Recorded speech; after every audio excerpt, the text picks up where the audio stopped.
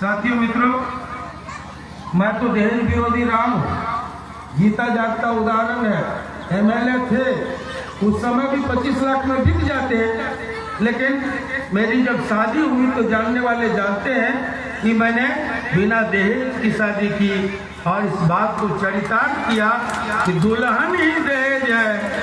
वहाँ तो ससुराल वाले को लगा बिना दहेज नवली आनंद को ले जा रहे हैं, लेकिन जब हम वैशाली जीते तो ये साबित कर दिए कि दुल्हन ही दहेज है।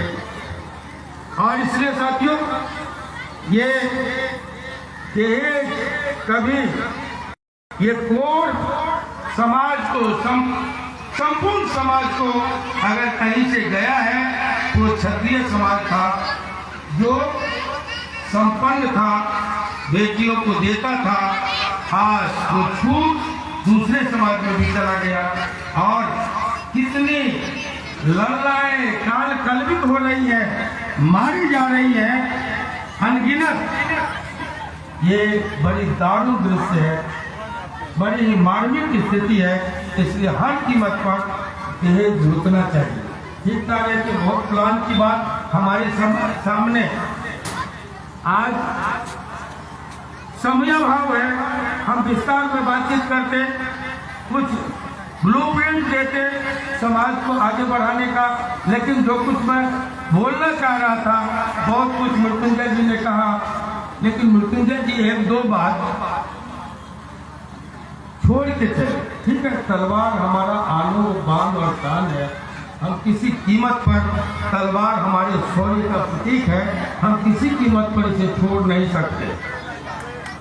आज लोग नसीहत देते हैं, कुछ लोग तलवार से काम नहीं चलेगा। कहाँ काम चलने वाला है जो AK-40 से बनाएंगे, ये समझाने की जरूरत नहीं है। तलवार प्रतीक है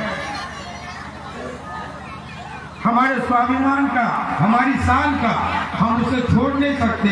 लेकिन जब IAS IPS का रिजल्ट आता है और हम गौर करते हैं तो हमें बड़ी निराशा होती है, तो उसमें हम नहीं हैं। इसलिए निश्चित तौर पर पढ़ाई को, शिक्षा को सामने रखना चाहिए, व्यापार में एक दूसरे की मदद करनी चाहिए और राजनीति में भी मदद करनी चाहिए। मृत्युंजय जी आप बैठते हैं, मैं जानता हूँ एक चंडाल चौकड़ी है वहाँ, और वहाँ बैठ करके किन किन को गाली दी जाए, किन किन की प्रशंसा की जाए, ये सब तय होता है। माफ कीजिएगा, आनंद मोहन 16 साल पर निकला, मैं तो इंतजार कर रहा था कि समाज का कोई व्यक्ति सामने आए और आनंद मोहन का स्थान छीने ले। लेकिन साथियों, बड़ी वेदना से कहना पड़ रहा है ऐसा कोई नहीं निकला। लेकिन जब मैं निकला और मैंने लोगों को कहा गांधी मैदान चलो, एक रैली करनी है, समाज की ताकत दिखानी है, तब बैठ करके कितने लोग गालियां दे रहे थे, कितने लोग आलोचना कर रहे थे। हुकुम मुद्दा के तरह समाज में नेता पैदा हो गया मेरे निकलने का। ये लोग कहाँ थे भाई? आनंद मोहन पूछना चाहता है।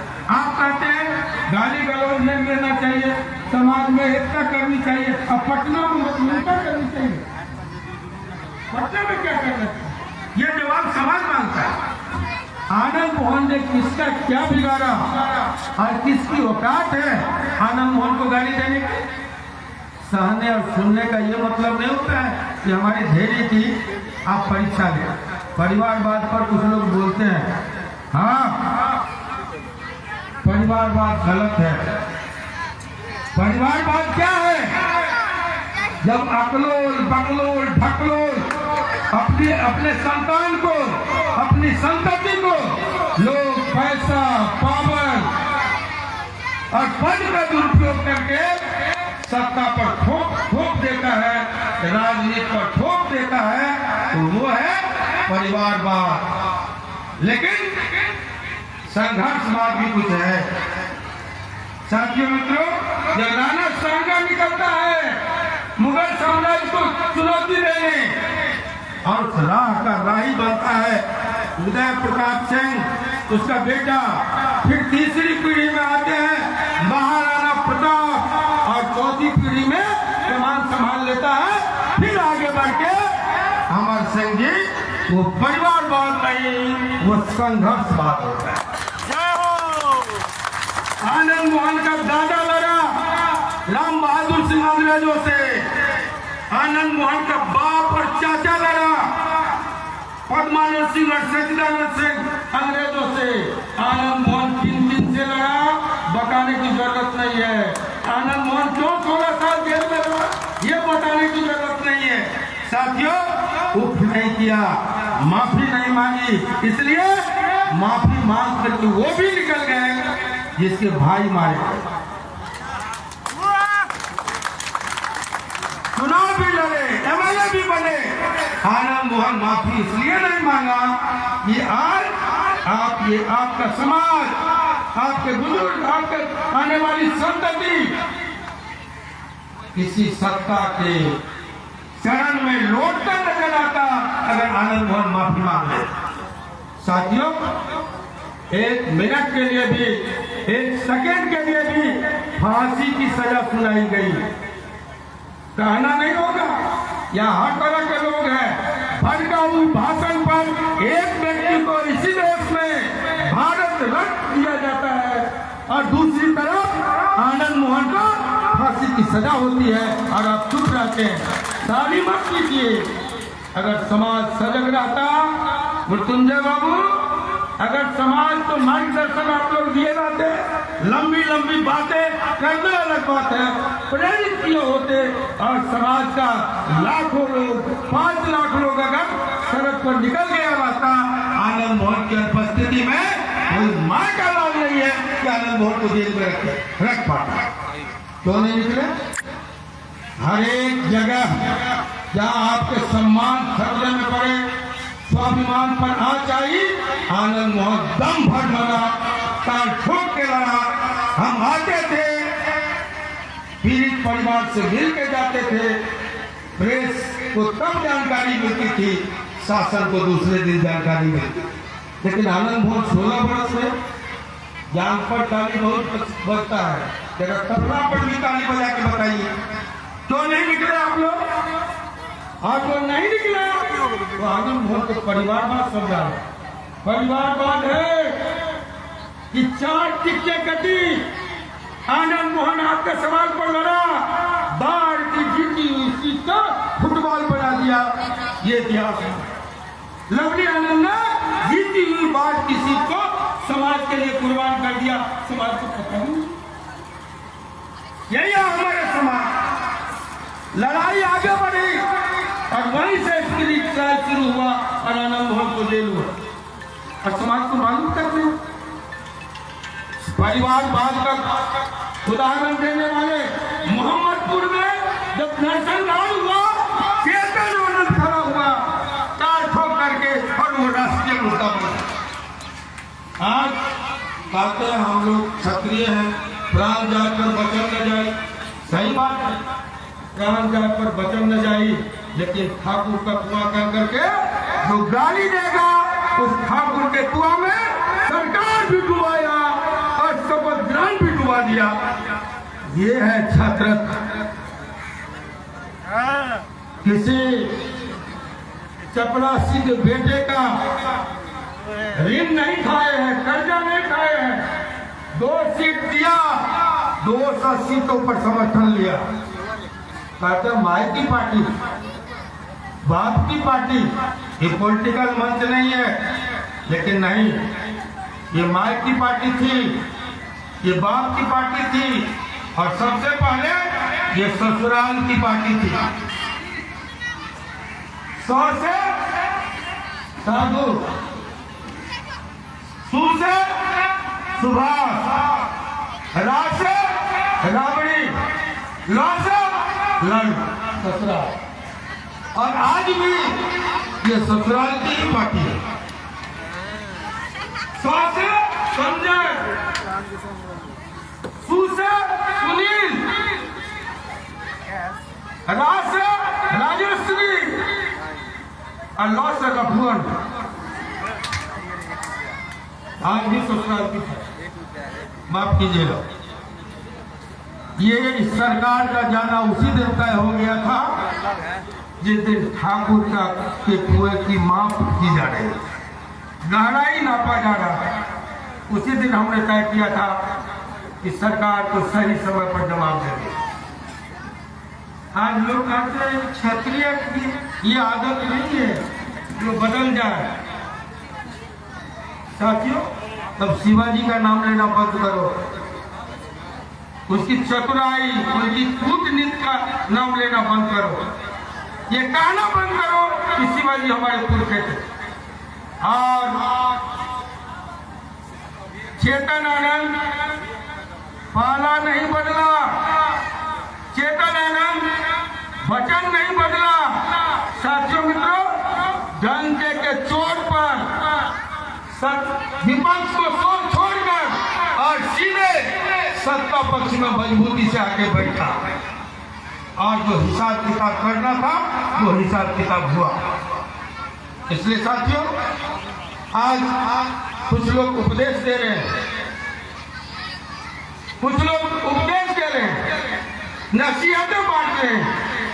उन सबको मैं कहना चाहता हूं कि जो लोग आज हमें नसीहत दे रहे हैं, पटना में बैठकर प्रेस के सामने आनंद मोहन हर भौंकने वाले का जवाब नहीं देता, लेकिन जब जरूरत पड़ेगी तो मुंह खोलेंगे और सब नंगा होंगे। इसलिए साथियों, आज वो वक्त नहीं है। हम आप सबको कहने आए हैं कि आज जब हम पृथ्वीराज चौहान की जयंती पर जमा हुए हैं, क्यों जयंतियां मनती है, क्यों पुण्यतिथि मानते हैं, क्यों लोग प्रतिमाएं लगाते हैं। ये जयंतियां, ये पुण्यतिथि, ये प्रतिमाएं प्रेरणा पुंज है, प्रकाश पुंज है, जिससे हम आगे का रास्ता, हमारे आने वाली पीढ़ियों का रास्ता प्रशस्त होता है। साथियों, आज हम जमा हुए हैं, आप सब जमा हुए हैं पृथ्वीराज चौहान की जयंती पर। पृथ्वीराज चौहान की चौहान जी अप्रतिम योद्धा थे। पृथ्वीराज चौहान जी वीर शिरोमणि थे। पृथ्वीराज चौहान जी शौर्य के, हमारे शौर्य के प्रतीक थे। पृथ्वीराज चौहान प्रेरणा पुंज रहे। ये बताता है कि जब तक राजपूतों का ये तलवार में ताकत रही, ये देश सुरक्षित था। जब हमारी तलवारें कमजोर हुई, तब इस देश पर आक्रांताओं का, ये देश आक्रांताओं का शिकार हुआ। साथियों, ये साबित करता है। लेकिन पृथ्वीराज चौहान शब्दवेदी बांध चलाते थे। दशरथ के बाद पृथ्वीराज चौहान की अनेकों कहानियां वीरता की है, जिससे हम प्रेरणा लेंगे। लेकिन पृथ्वीराज चौहान की जीवनी से हमें सबक मिलेगा। सबक किस बात का लेना है? एक, कि दुश्मन और बीमारी को कभी छोटा नहीं समझना, और दूसरा कि दुश्मन और बीमारी को कभी छोटा नहीं समझना है। ये प्रेरणा लेना है, ये सबक लेना है। और सांप के फन को कुचलने के लिए होता है, दूध पिलाने के लिए नहीं।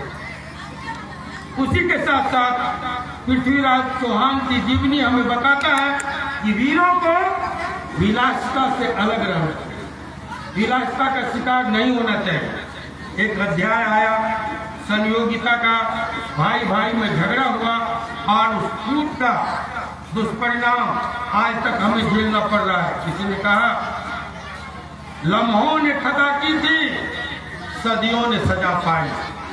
आज भी हम कहते हैं, हम हिंदू वाले नहीं हैं, हम नहीं कहेंगे कि ये हिंदू के आखिरी सम्राट थे, हम कहेंगे आखिरी क्षत्रिय सम्राट थे। ये हिंदू के नाम पर सब सर्वाधिक शोषण अगर किसी का होता है तो राजपूतों का हुआ। साथियों मित्रों, हम आ रहे थे, कलम हम लोगों ने दिया।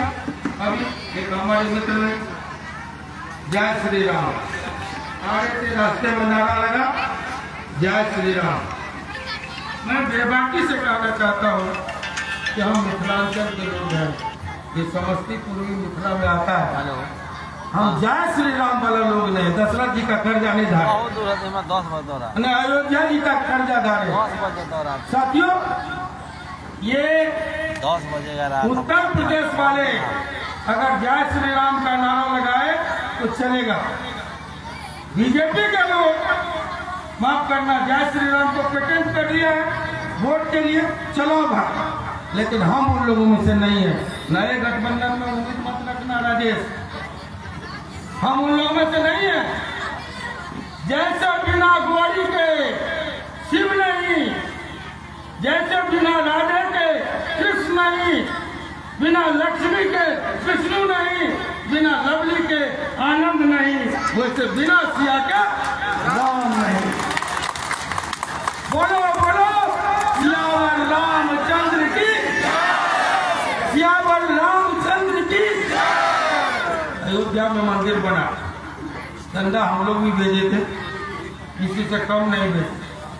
परचर के भेजे, अक्षत भेजे, टीका भेजे, चंदा भेजे, सब कुछ भेजे। तो वहां पर रामचंद्र जी का अकेले मूर्ति कहे लगे। सिया जी कहाँ चले गए? तीन बार अग्नि परीक्षा हमने दिया। गर्भावस्था में लवकुश को वाल्मीकि के आश्रम में पालकर इतिहास को आगे बढ़ाने का काम मां जगत जननी जानकी ने किया। तो बिना सिया के राम क्यों? अगर अयोध्या में मंदिर बनता है बने, लेकिन हम आनंद मोहन तब तक अयोध्या श्री राम का दर्शन करने नहीं जाएगा जब तक पुनौरा धाम और सीतामढ़ी में मां सीता का भव्य मंदिर नहीं बना। जनता के शोक परंपरा है। इसलिए साथियों मित्रों, जरा विचार कीजिए। ये तमाम बातों पर आज कुछ लोग निकले हैं, राजनीति बड़ी, हमने कहा कि विषम मोड़ पर खड़ी हो गई। आज लोग निकले हैं, कुछ लोग कहते हैं तुलसी दुबे, रामचरितमानस, तुलसीदास जी को सबको गालियां दे रहे हैं। कहते हैं मंदिर मानसिक गुलामी का अड्डा। कौन कहता? आप सब लोग जानते, मंदिर मानसिक गुलामी का अड्डा है। ऐसा कहने वाले अपने नेता जी से पूछिए कि जब सिंगापुर से आए तो मंदिर क्यों गया? उनसे पूछिए अपने दूसरे नए नेता से कि अगर मंदिर मानसिक गुलामी का अड्डा है, अपना और अपने बच्चे का पाल दान, ये कौन सा मंदिर है? तिरुपति बालाजी में करके क्यों है? अगर रामचरितमानस जलाने की वस्तु है तो डॉक्टर लोहिया को आदर्श क्यों मानते हैं? हम सोशलिज्म, हम भी सोशलिस्ट लोग हैं। सोशलिज्म हमने सीखा आचार्य नरेंद्र देव से, समाजवाद का कटारा सीखा जयप्रकाश नारायण से, डॉक्टर लोहिया से, और समाजवाद का प्रथम प्राथमिक शिक्षक हमारे थे परमेश्वर कुमार, वशिष्ठ बाबू और कर्पूरी जी के मित्र, और हमारे उच्च शिक्षा जो होता है उसके प्रोफेसर थे आदरणीय चंद्रशेखर। डॉक्टर लोहिया को हम लोगों ने पढ़ा ही नहीं। आप हिसाब की इन सोशलिस्टों से पूछिए। डॉक्टर लोहिया मैं नहीं कहता, डॉक्टर लोहिया ने कहा कि रामायण में हीरा है, पूर्णा है, मोती है, मानक है, और इसी के साथ साथ रामायण में कंकड़ पत्थर भी है। डूबने वाले पर निर्भर करता है वो कंकड़ पत्थर चुन के आता है या फिर हीरा मानक और मोती लेके आता है। साथियों, उन्होंने वो नास्तिक थे, लेकिन चित्रकूट से उन्होंने रामायण मेला की शुरुआत की अयोध्या तक। अयोध्या तक रामायण मेला की शुरुआत की नास्तिक थे। लेकिन साथियों, ये उदाहरण है आज डॉक्टर लोहिया से भी बड़े बड़े लोग कहते हैं सरस्वती बच्चन है, कहते हैं दुर्गा जी फॉरवर्ड थी साल से हमारे खानदान के लोग महिषासुर का वध कर दिया। ऐसी अनर्गल बातें हो रही हैं, स्वयं से स्वीकारते हैं महिषासुर हमारे खानदान के लोग। तब मैं ऐसे लोगों को कहना चाहूँगा कि आप एक बात कीजिए, मंदिर जाने वाले लोग, दुर्गा जी को मानने वाले लोग, सरस्वती को मानने वाले लोगों से वोट भी मत मांगिए, हिम्मत है। अगर मंदिर आस्था नहीं, निष्ठा नहीं, अध्यात्म का प्रांगण नहीं है, मानसिक गुलामी का अड्डा है, तो मंदिर जाना भी बंद कीजिए। ये देश है या मार्क्स आकर के भी चले गए। मार्क्स भी भारत को समझने में भूल किया, जिसने कहा था धर्म हकीम है। कोई कम्युनिस्ट नहीं है हिंदुस्तान में, बिहार में जो बैद्यनाथ धाम नहीं जाता हो, कोई समाजवादी नहीं है जिसके घर में गृह प्रवेश पर सत्यनारायण भगवान का पूजा नहीं होता।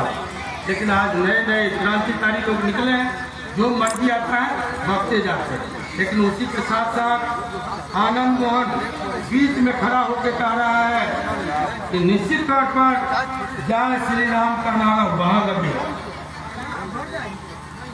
जय श्री राम का नारा जब रास्ते में पॉलिटिकल कार्यक्रम में लगे, जय श्री राम का नारा जब पृथ्वीराज चौहान के कार्यक्रम में लगे, तो समझिए कि ये नकली राम है,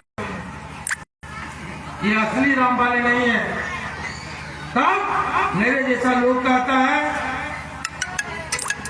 मुंह में जय श्री राम और थाली में मुर्गा का ताल, ये दोनों बातें नहीं चलेंगी। और इसलिए साथियों, ये विधानसभा या लोकसभा राजनीति अच्छे कार्यों के लिए है। आप यहाँ आए, आपने कहा पुल बना दीजिए, लोकल एमएलए राजेश से आपने कहा सड़क बना दीजिए। सड़क बनाने के लिए, पुल पुलिया बनाने के लिए, अस्पताल चिकित्सा की व्यवस्था के लिए, सुशासन के लिए, सुव्यवस्था का नाम राजनीति है। और धर्म है मोक्ष का रास्ता, धर्म है भगवान ईश्वर तक जाने का रास्ता। कृपया मैं सावधान करना चाहता हूँ और कहना चाहता हूँ कि धर्म को विधानसभा और लोकसभा जाने का सीढ़ी मत पड़े, देश को इसका परिणाम भोगना होगा। इसलिए साथियों मित्रों, आज इस देश को, इस समाज को कबीर की जरूरत है।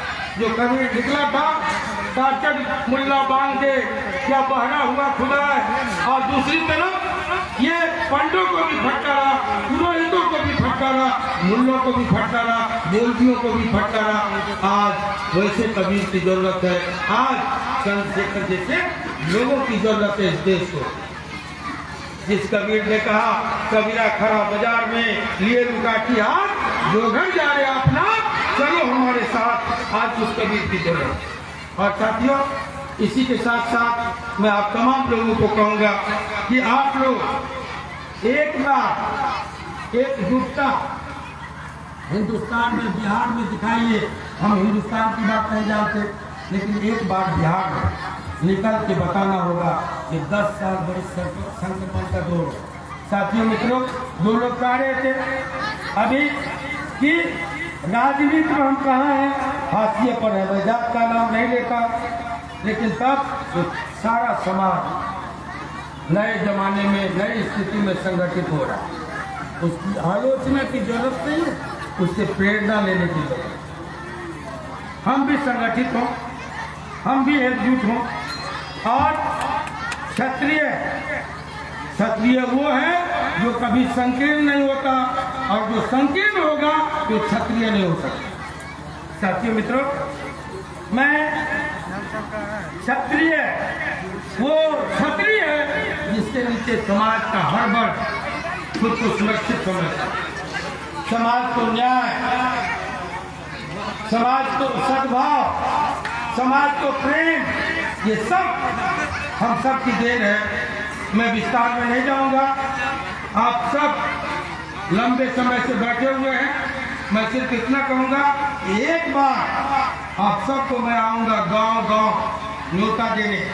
एक बार अब संभव है चुनाव सर पर हो, लेकिन चुनावों से इतर, राजनीति से इतर, दलों के भेदभाव से अलग एक बार आप सब लोग अपनी मूल समस्याओं को लेकर अपनी एकता के प्रदर्शन के लिए आप सब लोग एक बार पटना आइए। जिस दिन पटना में 5 से 10 लाख आप लोग इकट्ठा होंगे, उस दिन हिंदुस्तान हिलेगा। इसलिए मित्रों, बहुत सारे लोग बैठे, बहुत सारे लोगों की रैलियां हुई, एक बार सिंहों की गर्जना जरूरी है। और इसलिए सिंह गर्जना रैली का न्योता, पूर्व न्योता देने मैं आपके बीच आया हूँ। आप तय करेंगे, हम आएंगे, संभव है चुनाव के बाद ही अब हो, लेकिन गांव गांव जाना है, आप सब को निमंत्रण देना है। आप सब एक बार एक दिन समाज के लिए निकालिए। ये न्योता मुझे पूरा विश्वास है आप स्वीकारेंगे। हमारे यहाँ 2 तरह का न्योता होता है, जहाँ भी वही है मिथिलांचल है। एक होता है घर जाना न्योता, घर के पीछे एक आदमी, और दूसरा होता है सब जाना, चुलिया नेवार, सारे लोग चलिए।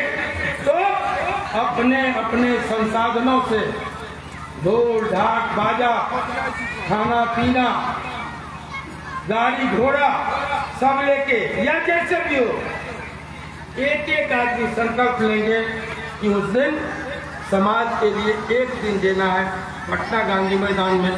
ऐसे नहीं कि हम जाते हैं रैली के लिए और घूमने लगते हैं बाजार। बिल्कुल 11 बजे से 5 बजे तक, जब तक अंतिम संबोधन ना हो, हम हिलेंगे नहीं। ये संकल्प लेके आप आएंगे। मैं आपका भरोसा करता हूँ, विश्वास करता हूँ। आप सब हमारे आमंत्रण को स्वीकारेंगे और पटना आएंगे। इन्हीं शब्दों के साथ एक बार आप तमाम लोगों को फिर से आभार प्रकट करते हुए, धन्यवाद प्रकट करते हुए, धन्यवाद और आभार क्यों हमारे